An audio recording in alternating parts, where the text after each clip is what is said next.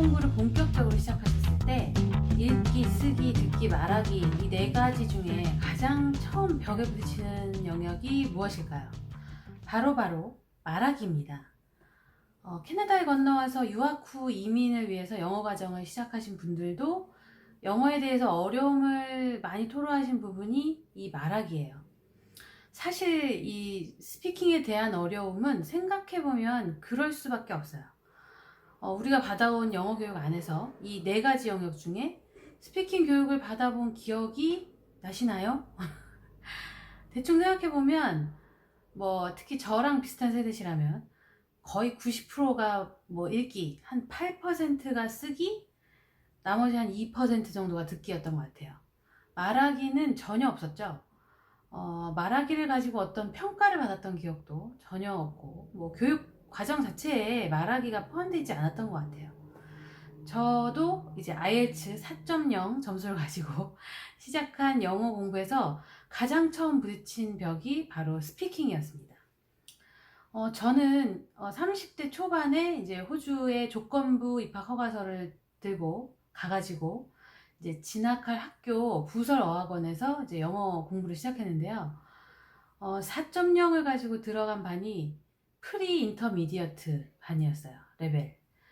이게 바로 엘레멘터리 바로 다음 반인데요. 참고로 엘레멘터리 밑에 반은 없습니다. 그러니까 두 번째 반이었던 거죠. 교재도 별로 어렵지 않고 이해가 안 되는 것도 없었어요. 그런데 안 되는 것이 오직 딱 하나, 말하기였어요. 당최 입도 떨어지지도 않았고 말을 하고 싶어도 할 말이 이렇게 머릿속에서 정리가 되지도 않았죠. 근데 웃긴 게 뭐였냐면 당시에 저는 이미 이메일로 그 인터넷 회사에 막 장문의 컴플레인 레터를 써가지고 제가 살고 있었던 숙소에 인터넷 문제를 해결했다는 겁니다. 물론 익숙지 않은 이제 영어로 편지를 써야 되니까 사전 찾아가면서 시간이 많이 걸리긴 했죠. 하지만 중요한 건 할 수 있었다는 거죠. 근데 스피킹은 할 수 없었어요. 그러다 보니까 한국에서 오기 전에 버스 좌석 뒷면에 이렇게 막 광고가 붙어 있잖아요. 거기서 봤던 시원스쿨이라는 게 생각이 나더라고요. 그래서 샘플 강의 이런 걸 좀 찾아보고 하니까 괜찮겠다 하는 생각이 들었어요. 그래서 3개월짜리를 이제 끊어서 수강을 했죠. 결론적으로 저는 효과를 많이 봤습니다. 그래서 지금도 정말 왕초보 분들한테는 권해요. 단 길게 수강하지는 말라고 해요. 왜냐면 장기로 끊어놓으면 게을러져서 잘 안 하게 돼요. 1년짜리 끊어놨다 이러면 나중에 하면 되지 이렇게 될 게 뻔하단 말이에요. 그래서 1개월 3개월 막 딱 이래야 이번 달 지나가면 이거 못 들어 또 돈 또 내야 돼 이렇게 돼야 사람이 이제 하게 된단 말이죠.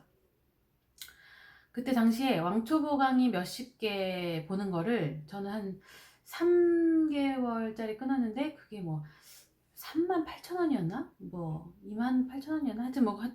하여튼 그 정도 됐던 것 같아요. 지금은 홈쇼핑에서 템을 팔죠. 평생 소장 이렇게 해가지고. 근데 그때 3개월이 아마 제일 짧은 수강 기간이었던 것 같아요. 그거 말고도 6개월, 1년 이런 것도 있긴 있었어요. 근데 그때도 저는 그런 생각했죠. 길게 끊으면 안 한다. 여튼 그래서 하루에 강의를 한 두세 편 정도씩 보기 시작했습니다. 시원스쿨 광고가 요새 너무 많이 하니까 이미 다 한 번쯤은 이렇게 보셔서 아실 거예요. 강의의 특징이 마냥 그냥 보는 게 아니에요. 계속 말을 하게 시킵니다. 한 강의를 한 두세 번씩 복습을 해가면서 했던 것 같아요. 중요한 거는 이렇게 그 강사분도 얘기를 해요. 복습을 여러 번 하면서 계속 연습을 하라고. 한 번 이렇게 하고 지나간다고 해서 그게 되진 않아요. 그렇게 3개월을 하고 나니까 하고 싶은 말이 생겼을 때 머릿속에서 좀 조합이 이제 되더라고요. 그리고 말을 해야 될 때 순간적으로 뭐부터 딱 뱉어야 되는지 좀 그런 게 되는 거죠. 한국어랑 영어랑 이제 어순이 달라가지고 영어는 무조건 주어부터 뱉어야 되는데 그게 이제 한국어 말하는 습관에서는 잘 안 되잖아요. 근데 그런 게 좀 정리가 된 것 같아요.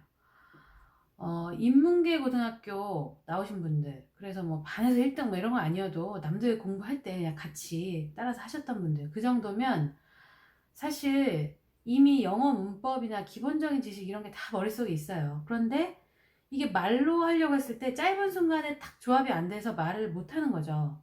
그런 훈련을 한 적이 없어서. 그런데 그런 게 좀 이제 훈련이 되는 거죠. 자, 저는 시원스쿨에서 돈 받은 거 없고요. 지금 광고하는 건 아닙니다. 제 채널이 완전 대박이 나서 광고 의뢰가 들어오면 제가 광고다라고 말을 하고 찍을 거예요. 여튼 그래서 저는 완전 초보분들이 스피킹에 어려움이 있으실 때 시원스쿨을 강추합니다. 제가 영어 어플 중에 말킴이라는 강사분 거를 좀 해본 적이 있는데요. 거기서 그 말킴이라는 분도 그런 얘기를 하시더라고요. 한 문장을 300번인가 400번인가를 말로 해봐야 내게 된다고요. 이 이시원이라는 그 강사분도 그거를 강조하죠. 훈련이 돼야 된다고요. 머릿속으로 그냥 아 나는 그 문장 알아, 그 뜻, 그 표현 알아 이렇게 한다고 그게 말로 나오지 않는다는 거. 체육 같은 거라고 설명을 하죠. 머릿속으로 띰틀은 이렇게 뛰어와서 도움 닫기를 하고 뛰어 올라서 띰틀을 짚고 이렇게 넘어가서 착지를 예쁘게 하고 양팔을 벌린다. 이렇게 머릿속으로 안다고 해서 그걸 할 줄 아는 게 아니잖아요. 참고로 저는 그걸 알았지만 띰틀을 끝까지 못 넘었습니다. 어찌됐든 그것대로 연습을 해야 그렇게 할 수 있는 거죠. 그거랑 똑같다는 거예요. 여튼 그래서 그 수준, 즉 초보 수준에서 스피킹은 시원스쿨로 저는 나름 해결을 봤었습니다. 하기 전 후가 정말 비포 애프터가 달랐어요. 그런데 초보 수준 이상은 시원스쿨로 해결이 되지 않아요.